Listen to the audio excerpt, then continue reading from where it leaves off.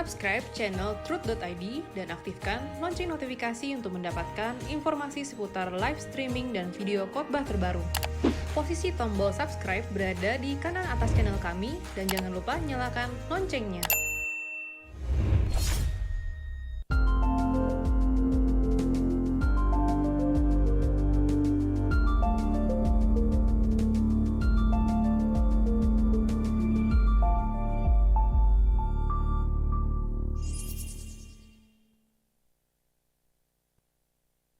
Shalom saudaraku sekalian, kaum ibu khususnya kaum wanita dan semua saudara yang mengikuti acara wanita surgawi. Tuhan mau berbicara kepada kita. Persiapkan diri saudara untuk mendapatkan lawatan Tuhan melalui kebenaran firman yang akan saudara dengar, ya, suara Tuhan yang saudara akan terima. Untuk itu mari kita berdoa. Bapa di dalam surga, pakailah anakmu Erastus Sabdono ini menjadi juru bicaramu.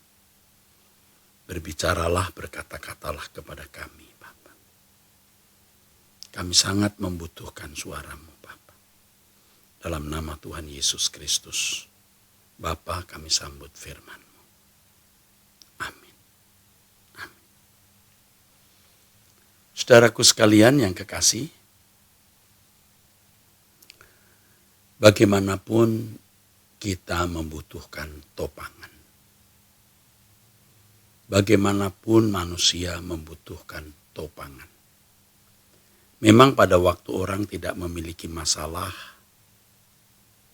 tidak menghadapi problem, tidak ada ancaman, tidak ada kesukaran, tidak ada kebutuhan-kebutuhan yang mendesak, orang merasa tidak membutuhkan apa-apa dan tidak membutuhkan siapa-siapa. Inilah saudaraku, orang-orang yang kemudian menjadi sombong, menjadi angkuh. Kesombongan dan keangkuhan itu, saudaraku, nampak dari sikap tidak membutuhkan, tidak memerlukan Tuhan.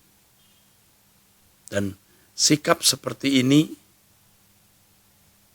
adalah sikap yang dimiliki oleh banyak orang, saudaraku. Ya. Banyak orang memiliki sikap seperti ini. Banyak orang memiliki sikap seperti ini. Dan mereka tidak menyadari. Kesombongan manusia itu, saudara, atau keangkuhan manusia itu sebenarnya berangkat dari sikapnya yang tidak membutuhkan Allah. Tidak merasa membutuhkan Tuhan. Ya. Merasa tidak membutuhkan Tuhan.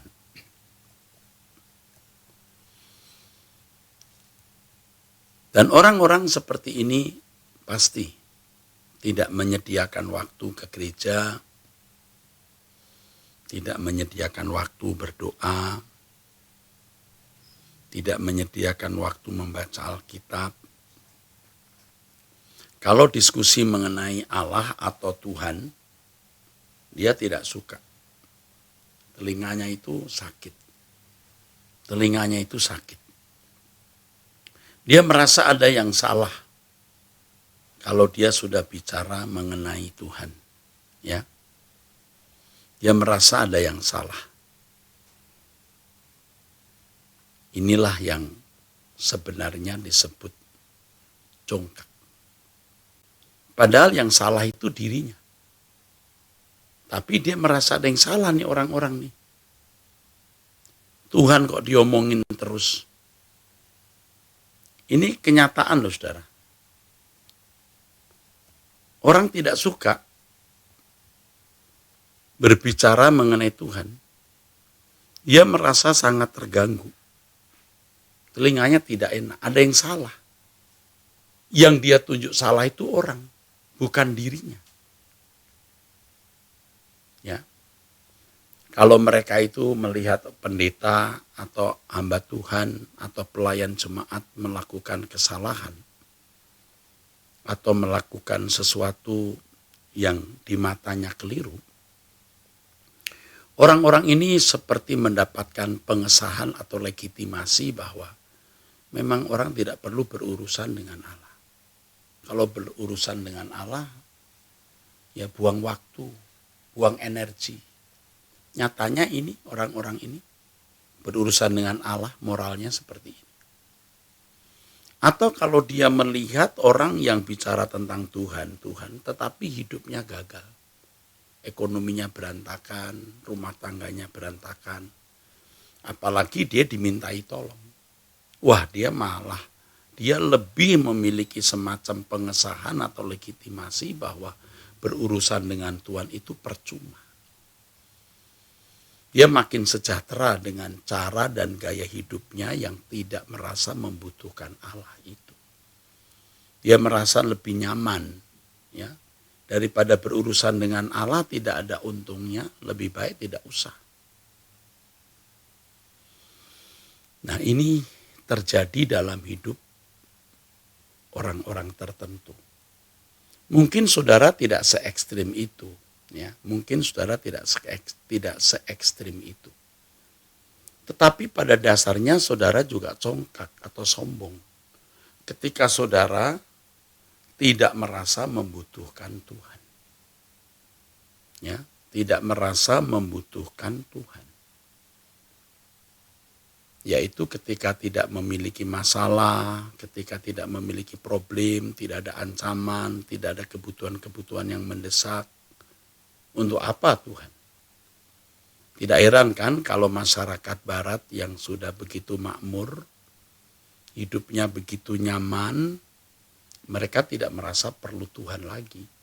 Karena mereka merasa sudah bisa membangun surga atau firdaus di dalam hidup mereka. Dan tentu mereka tidak menginginkan lagi surga. Karena mereka sudah menciptakan surga. Mereka sudah menikmati surga. Mereka tidak membutuhkan dunia lain yang lebih baik karena mereka sudah memiliki dunia yang sudah sangat baik. Inilah yang terjadi dalam kehidupan orang-orang yang tidak merasa membutuhkan Allah, berhubung karena memang tidak merasa ada sesuatu yang dia perlu pertolongan Allah. Apalagi Allah tidak kelihatan, saudaraku. Nah, saya ingatkan kepada saudara-saudara, jangan bersikap begitu. Bahaya. Dalam Yakobus pasal 4 ayat 6, firman Tuhan mengatakan, Allah menentang orang yang congkak, tetapi mengasihani orang yang rendah hati. Orang yang rendah hati itu, orang yang mengakui bahwa ia tak dapat berjalan sendiri. Ia tidak dapat hidup tanpa Tuhan. Kapanpun, dimanapun, bagaimanapun. Ya. Kapanpun, dimanapun, bagaimanapun yang dibutuhkan hanya Tuhan. Saudara, memang godaan sangat besar ya pada waktu kita tidak memiliki masalah, tidak ada problem berat, tidak ada ancaman, tidak ada kebutuhan yang mendesak. Godaan berat kita tidak merasa membutuhkan Allah, lalu menjadi sombong, lalu menjadi congkak. Tetapi kalau ada masalah, ada problem, ada kesukaran, ada ancaman, baru mencari Tuhan. Tetapi mencari Tuhan pun juga kurang percaya kepadanya. Kurang percaya. Apakah Tuhan itu benar-benar hidup, ada. Nah, sulit mempercayai Tuhan. Sebab ia hanya mempercayai Tuhan pada waktu ada masalah-masalah berat. Ia mencari Tuhan hanya pada waktu ada kebutuhan mendesak yang ia tidak memiliki kemampuan untuk memenuhinya. Mestinya kapanpun, dimanapun, bagaimanapun keadaanmu, engkau hanya memerlukan Tuhan. Ku perlu Kau Tuhan. Itu Ku perlu Kau Tuhan, hanya Kau yang ku perlu Tuhan. Jadi saudara yang pada saat tidak ada masalah, tidak ada persoalan berat, tidak ada ancaman, tidak ada kebutuhan yang mendesak, ya, saudara merasa tidak membutuhkan Tuhan. Nanti kalau pada saat saudara dalam kesulitan, kesukaran, ancaman, dalam kebutuhan tertentu yang mendesak, yang saudara tidak sanggup memenuhinya, saudara datang kepada Tuhan dan berharap pertolongannya, saudara sulit mempercayai Tuhan. Hati saudara tidak mampu mempercayai Tuhan. Ya kalau bergumul terus lama-lama bisa memang bisa. Tetapi kalau seseorang sudah biasa mengandalkan Tuhan dalam segala keadaan, merasa membutuhkan Tuhan dalam segala keadaan, kapanpun, dimanapun, bagaimanapun, ketika masalah datang, ia tidak lagi menjadi gusar, galau, ya saudara. Saudara akan menjadi tenang. Sebab orang yang merasa membutuhkan Tuhan kapanpun, dimanapun, dan bagaimanapun, orang yang pasti menyediakan waktu berdoa. Ya, ia bersekutu dengan Allah. Ia bisa menghayati kehadiran Allah.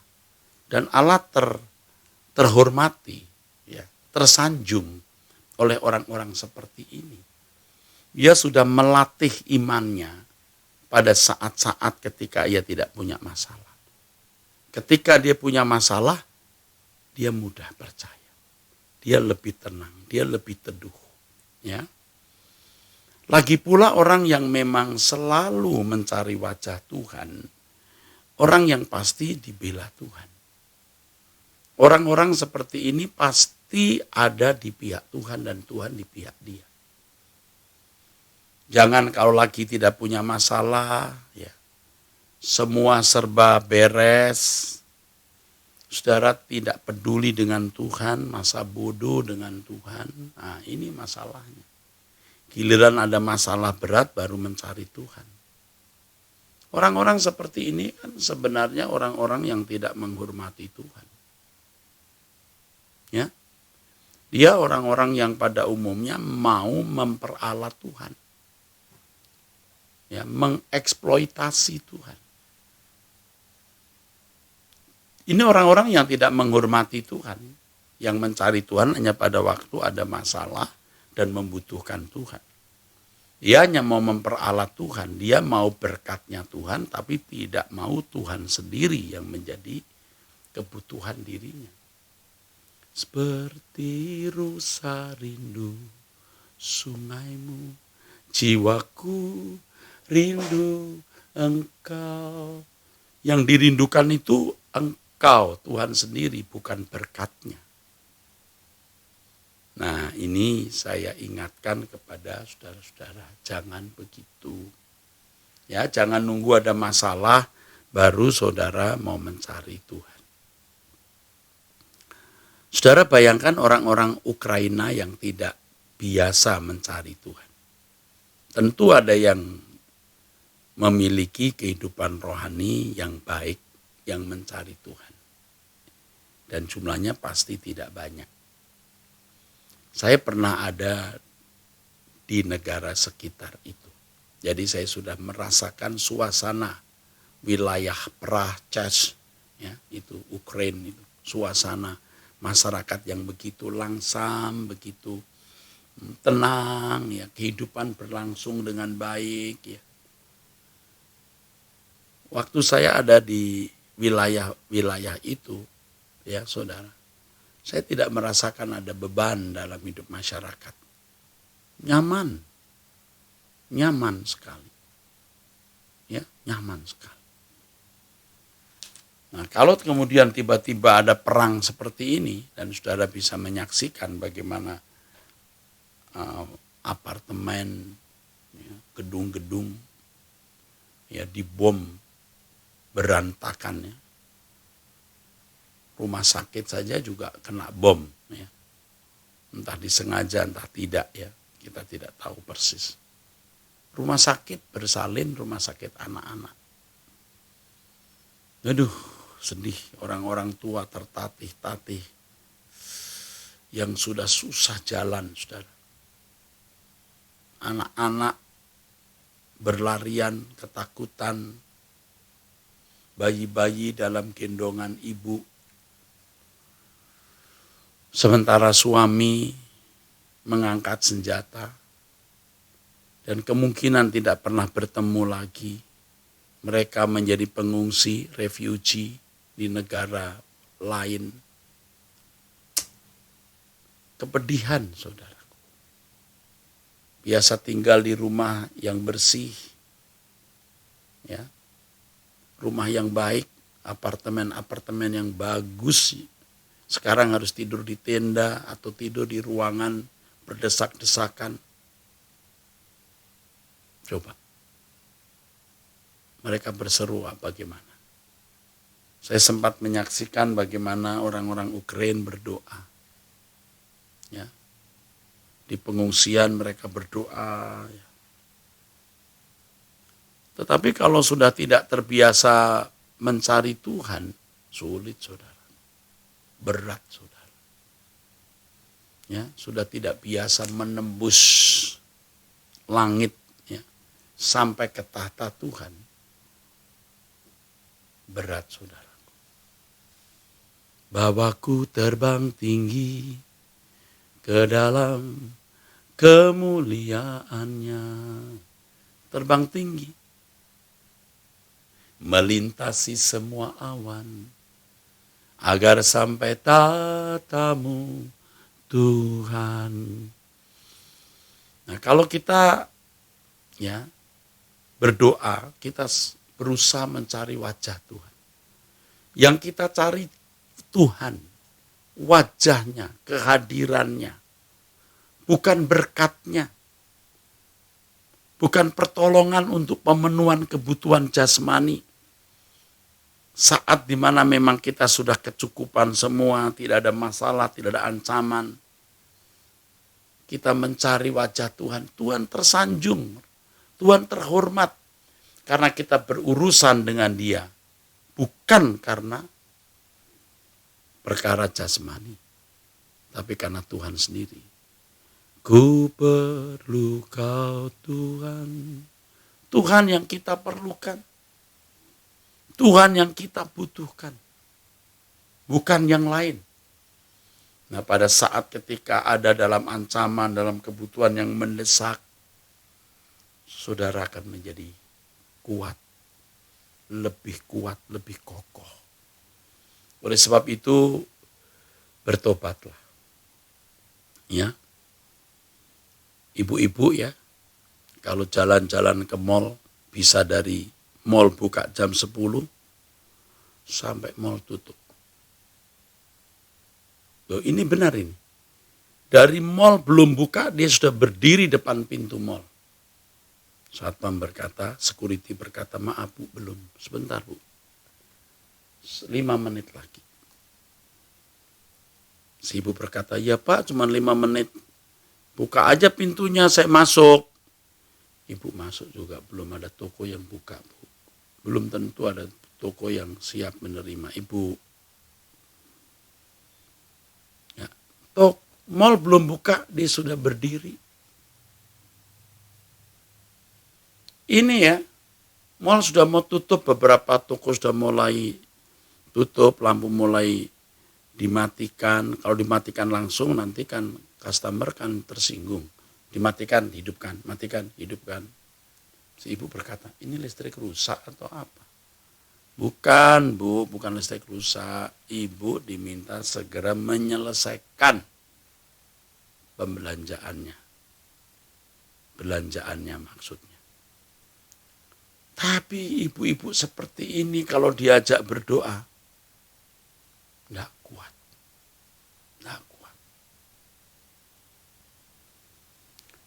Kalau nonton film, Apalagi film-film seri kesukaan dia. Wah, dia tidak boleh terlambat. Jamnya, sebelum jamnya dia sudah duduk. Ya. Bu, ada itu tagihan sampah besok. Dia nggak mau urusan. Anaknya bilang, Mam, ada PR, kerjakan sendiri. Ya, mama lagi emosi. Karena film yang dia tonton tidak berkenan di hatinya, di hati ibu ini. Dia sedang mau lihat ini percintaan dua sejoli ini jadi putus nggak. Wah, kalau putus ini sampai cerai nih kalau suami istri. Nggak bener nih film. Ada ibu-ibu yang marah. Nah, itu kan drama. Suami istri ribut mau cerai. Itu film. Ibu-ibu marah. Awas kalau sampai cerai. Nggak bener nih film. Tuh, kok bisa marah? Itu kan cuma film, Bu. Nggak mau saya. Dia nggak boleh cerai. Saudara tahu, saya itu tidak ngarang ini. Saya dengar begitu. Nah, kalau sampai saudara umat pilihan Tuhan ngurusin yang begitu, giliran berdoa 5 menit sudah tewas, ambruk. Ya. Tapi giliran jalan-jalan, nonton, wah saudara begitu segar. Saudara tidak menghormati Tuhan. Nanti giliran anak sakit lah, suami di PHK lah, ada masalah hukum lah, ada ancaman lah, baru berdoa. Sulit Anda berdoa menemukan wajah Tuhan, Bu. Kalau ibu begitu sulit menemukan wajah Tuhan. Nah ini saudara, kenyataan yang kita jumpai dalam hidup banyak orang tuh begitu. Ibu-ibu ya, nggak boleh begitu. Saudara jangan nunggu ada masalah baru mencari Tuhan. Saya ajak saudara tiap hari berdoa. Sebelum jam 5 bangun lalu doa. Sampai saudara punya alarm sendiri. Tubuhmu ini alarm. Tidak usah pakai alarm jam atau alarm mesin. Saudara bangun sendiri mencari Tuhan. Dagingmu berkata, manusia lamamu berkata, setan bisa berkata, ngapain bangun pagi-pagi? Kamu tidak bisa bangun pagi kan? Doa tidak harus pagi. Emangnya Tuhan hanya bisa ditemui pagi? Tuhan juga bisa ditemui siang. Emangnya harus doa bareng-bareng? Sendiri juga bisa. Nah, yang begitu-begitu tuh loh saudara. Memang saudara harus ada doa pribadi, Tuhan memang bisa ditemui kapan saja. Tapi kalau orang sampai bisa bangun pagi jam 5, ini waktu Indonesia Barat kalau bagi kita ya, saudara tahu, itu orang yang memang serius dengan Tuhan. Memang tidak ada masalah, tidak ada problem apa-apa. Tapi saudara bisa berkata, ku perlu kau Tuhan, ku perlu kau Tuhan. Tuhan tersanjung.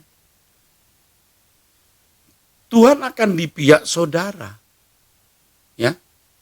Tuhan pasti ada di pihak saudara. Nih, hari-hari ini kami sedang doa puasa. Ada ibu-ibu yang bersama-sama dengan saya, kaum wanita yang berdoa sampai 40 hari. Ya, puasa selama 14 jam, paling tidak 12 jam, ada yang 20 jam, ada yang 24 jam. Ya, saya sering 20 jam lebih, 24, bahkan kadang-kadang lebih 24 jam. Sebab kalau sudah 24 jam, sudah tidak rasa lapar kadang-kadang. Nanti setelah kebaktian baru makan. Tetapi saya biasa sekitar 20 sampai 24 jam, saudara. Ya. Paling tidak 16 jam lah. Ya. Orang bertanya, untuk apa puasa sampai begitu lama? Kita mau berubah. Mengalami perubahan. Karena kita tidak bisa berjalan seiring dengan Tuhan kalau karakter kita buruk. Kalau watak kita buruk, kita tidak bisa berjalan seiring dengan Tuhan. Kita mau mengalami perubahan. Jadi kita membutuhkan Tuhan karena kita membutuhkan perubahan. Dan hanya Tuhan yang bisa merubah kita, ya, menjadi manusia sesuai dengan apa yang Allah kehendaki. Ya, kita membutuhkan Tuhan, ya, sesuai dengan, maksud saya kita membutuhkan Tuhan guna perubahan karakter kita menjadi manusia sesuai yang Allah kehendaki atau Allah inginkan. Tuhan akan pasti membuat jalan kita lancar, saudara. Kalau jalan kita tersendat oleh masalah atau problem, itu pun diizinkan Tuhan guna penyempurnaan karakter, penyempurnaan watak kita. Nah, kalau orang mencari Tuhan hanya karena sedang dalam ancaman, kebutuhan-kebutuhan yang mendesak, problem-problem berat, dia tidak mempersoalkan karakter, ia tidak mempersoalkan watak, ia tidak mempersoalkan manusia batiniahnya.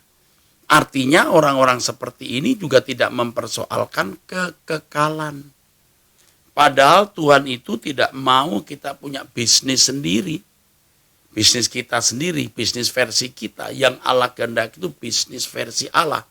Carilah dahulu kerajaan Allah dan kebenarannya, maka semua akan ditambahkan kepadamu. Tuhan tahu saudara membutuhkan A, membutuhkan B. Tuhan tahu, Tuhan tahu Anda membutuhkan perlindungan, pertolongan. Tidak usah saudara minta, Tuhan pun akan memberi. Begitu Matius 6 ayat 32 mengatakan, Bapamu tahu kamu membutuhkannya. Jadi saudaraku, inilah rahasia hidup. Inilah rahasia kehidupan. Jangan menunggu ada masalah, jangan menunggu ada problem, jangan menunggu saudara ada ancaman, baru saudara mencari Tuhan.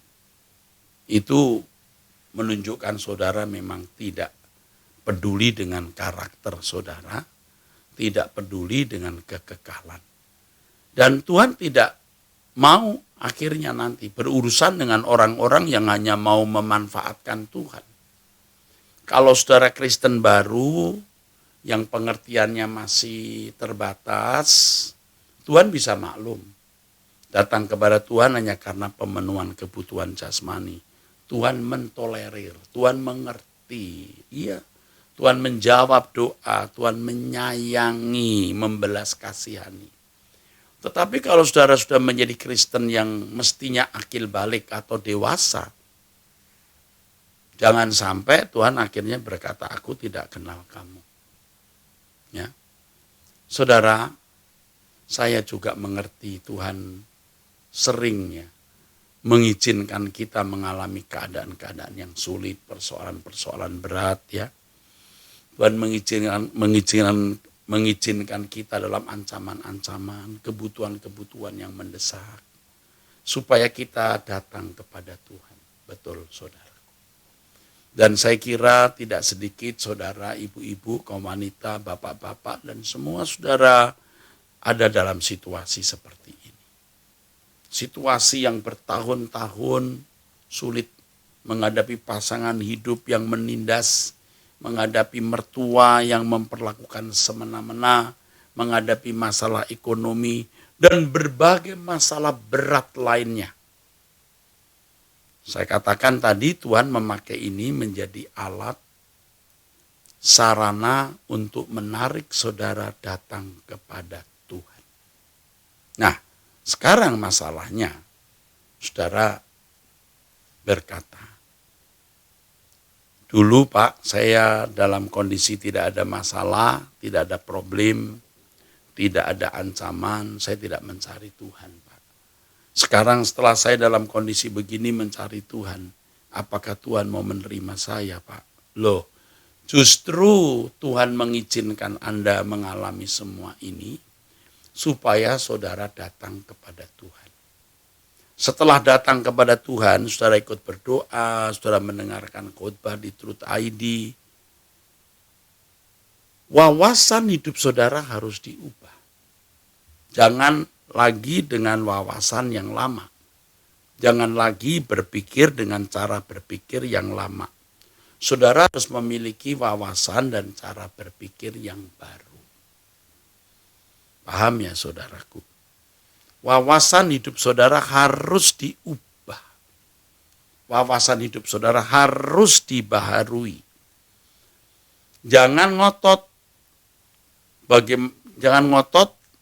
bagaimana persoalan hidup saudara ditolong Tuhan. Tuhan pasti menolong. Ingat tujuan saudara mengalami masalah itu agar saudara datang kepada Tuhan. Itu cara pembelaan Tuhan kepada saudara. Tuhan mau menyelamatkan saudara. Nah, setelah saudara datang kepada Tuhan, lalu mendengarkan khotbah-khotbah saya, saudara tahu tujuan hidup kita itu apa. Tujuan hidup kita itu bukan dapat jodoh, punya anak, membesarkan anak. Tidak salah memiliki hal itu atau mengalami atau menjalani hal itu. Tetapi tujuan hidup kita bukan itu. Tujuan hidup kita itu Tuhan dan kerajaannya.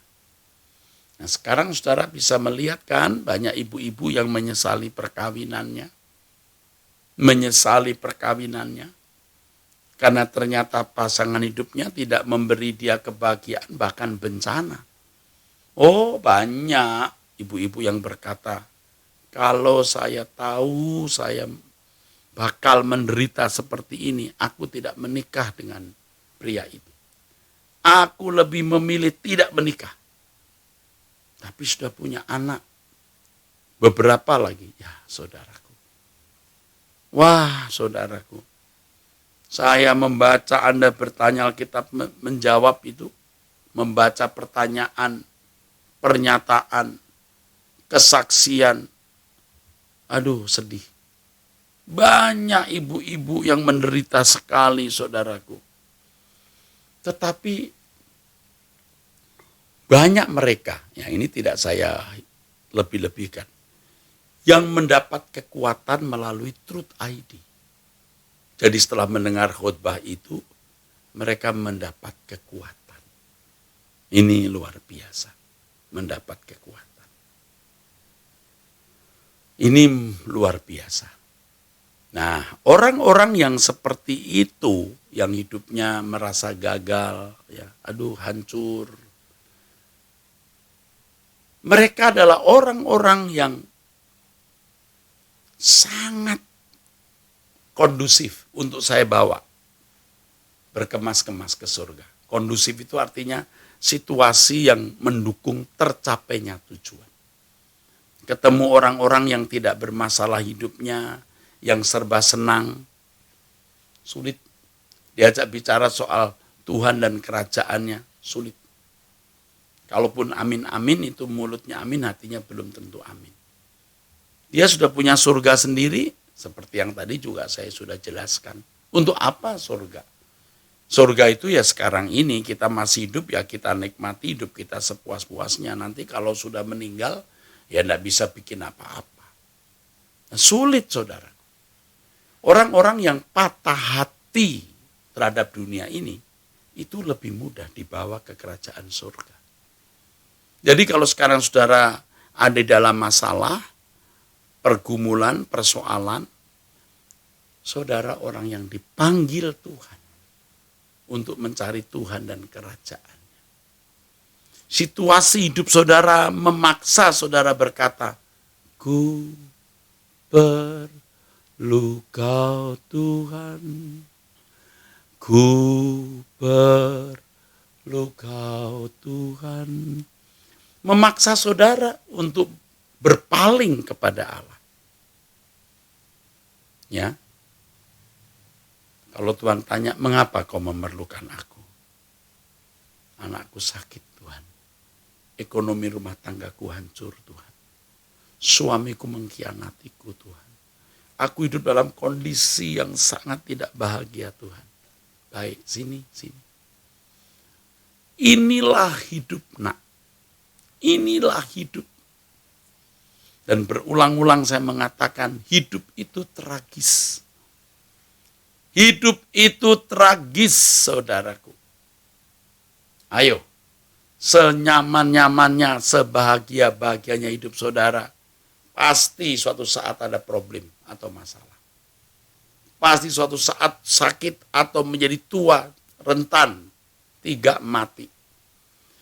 3 hal ini sering dilupakan orang waktu orang tidak dalam masalah, tidak dalam ancaman, tidak ada dalam kebutuhan-kebutuhan khusus yang mendesak.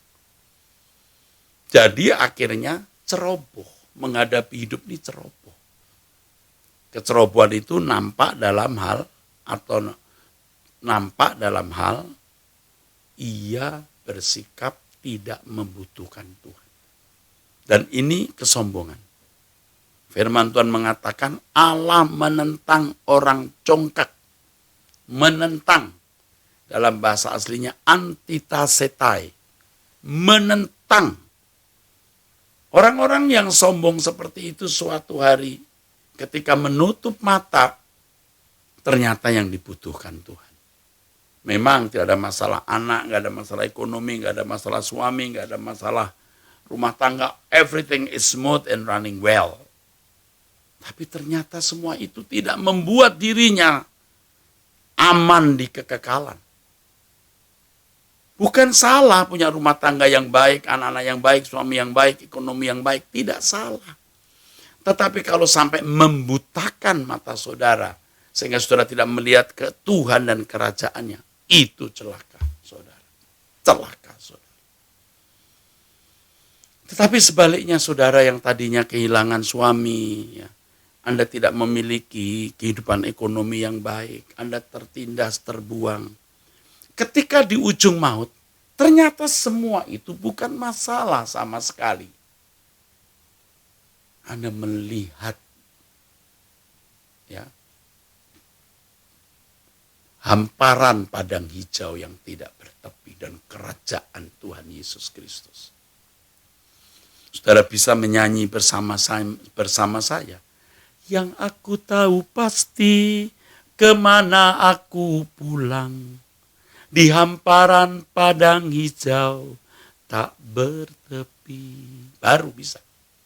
Tuhanlah matahariku. Kita sudah biasa mencari Tuhan. Tuhan matahariku. Di negeri indah Bapakku. Ke sana kami pulang bersama. Bagus saudara. Saya tidak bermaksud mengatakan kalau begitu menderita saja ya supaya kamu mencari Tuhan. Ya tidak. Tuhan itu tahu porsi masing-masing saudara. Jadi sekarang saudara yang di dalam keadaan sulit, dalam keadaan terjepit, tertindas, atau masalah apapun, katakan ku perlu kau Tuhan. Kenapa? Engkau yang kuperlukan. Saudara bisa berkata, ini masalahku Tuhan. Aku serahkan dalam tangan-Mu. Aku mengusahakan untuk bertanggung jawab. Tetapi lebih dari ini, aku pasrah kepada pengaturan-Mu. Sekarang yang penting bagaimana aku menemukan Engkau. Dan Engkau membentuk diriku menjadi manusia sesuai rancangan-Mu yang semula. Supaya ketika aku menyelesaikan perjalanan hidupku, Engkau jumpai aku berkenan. Allah menentang orang sombong. Antitaseta. Antitaseta artinya menolak. Orang-orang sombong akan ditolak oleh Allah. Tetapi mengasihani, membelas kasihani orang yang rendah. Orang yang rendah hati, orang yang berkata, Tuhan, aku membutuhkan Engkau lebih dari oksigen yang kuhirup. Lebih dari air yang kuminum, lebih dari darah yang mengalir di tubuhku. Aku membutuhkan Engkau lebih dari apapun dan siapapun. Tuhan tersanjung. Orang-orang seperti ini akan dibela Tuhan, saudara. Dimanapun, kapanpun, dan bagaimanapun. Jadi orang yang mencari Tuhan dimanapun, kapanpun, dan bagaimanapun, itu dibela Tuhan. Kapanpun, dimanapun, dan bagaimanapun. Tidak usah kita berteriak-teriak, tolong aku Tuhan. Tuhan pasti menolong, saudara. Jadi jangan meratapi menyesali keadaanmu hari ini. Tapi ratapilah karakter, watak, sifat-sifat burukmu yang harus diubah. Dan hanya Tuhan yang bisa mengubah. Karena perubahan yang Allah kehendaki itu perubahan sempurna seperti Bapa. Dan serupa dengan Yesus. Saudara tidak akan menyesal mengikuti kebenaran ini. Ini pesan dari Tuhan. Ini pesan dari Allah Bapa kita untuk kita. Untukmu dan untukku. Tadi sudah saya katakan bukan hanya saudara yang punya masalah. Saya pun juga punya masalah. Masalah yang saya hadapi belum tentu lebih kecil. Belum tentu. Bisa lebih besar dari sebagian besar saudara. Lebih besar dari sebagian kebanyakan orang. Tetapi inilah cara Tuhan mau mengangkat kita. Lift me up. Mengangkat kita. Kita bisa terbang tinggi, soar. Terbang seperti, like a eagle. Raja wali. Kena hempasan badai tambah naik. Dapat badai tambah naik. Maka saya tulis lagu itu. Bawaku terbang tinggi ke dalam kemuliaan-Mu. Melintasi semua awan agar sampai tamu ya Tuhan. Itu saudara. Ini kabar baik. Ketika kita mencari Tuhan dan kita benar-benar hanya membutuhkan Dia. Tuhan akan membela kita. Kapanpun, dimanapun, bagaimanapun. Jadi jangan takut saudaraku. Allah yang hidup, Allah yang nyata. Allah yang memberkati kita. Haleluya, haleluya, puji Tuhan. Dan saya percaya pesan ini akan memberi kekuatan bagi saudara yang rendah hati. Ya saudara. Yang mau menerima pesan Tuhan, nasihat Tuhan ini. Dan ingat firman Tuhan. Tuhan membelas kasihani orang yang rendah hati. Saudara berkata, ku perlu kau Tuhan, ku perlu kau Tuhan. Lalu kalimat refrennya begini. Pegang tanganku. Pegang tanganku. Janganlah Tuhan lalui, berilah berkat-Mu. Jangan tinggalkan aku Tuhan. Peganglah tanganku Tuhan. Aku bisa hidup tanpa siapa-siapa dan tanpa apa-apa. Tapi aku tidak bisa hidup tanpa-Mu. Engkau yang membackup aku, satu-satunya yang menjadi gunung batu pertolongan. Satu-satunya kota benteng perlindungan. Engkau satu-satunya yang kuandalkan dan kuharapkan. Karenanya kapanpun, dimanapun, bagaimanapun, hanya Tuhan yang kita butuhkan. Saudara, kaum ibu, kaum wanita, dan siapapun yang ikut acara ini, ayo kita berdoa sambil mengangkat tangan. Bapa, kami membutuhkan Engkau lebih dari apapun. Kami menyerahkan hidup kami di dalam tangan-Mu. Hanya Engkau yang kami perlukan, Bapa. Lindungi kami, Bapa. Lindungi orang-orang yang kami kasihi, Bapa. Dalam nama Tuhan Yesus Kristus. Amin. Demikianlah acara Wanita Surgawi, saudara. Jangan lupa mensubscribe Truth ID. Saudara ikut doa pagi setiap pagi jam 5. Bersama-sama dengan kami. Dan ikuti acara Wanita Surgawi minggu depan. Tuhan memberkati saudara.